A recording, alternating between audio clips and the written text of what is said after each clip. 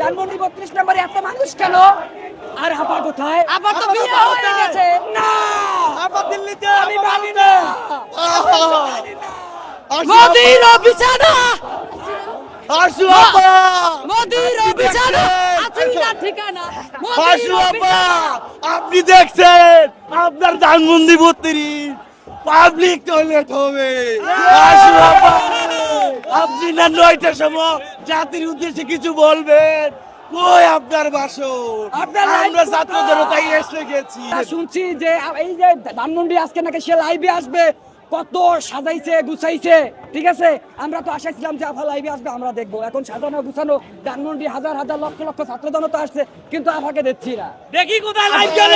High high আফার নাকি আবার নদীর বিয়ে সাথে হয়ে বিয়ে গেছে। হয়েছে। আবার তো বিয়ে হয়ে গেছে। আবার বিয়ে হয়ে গেছে।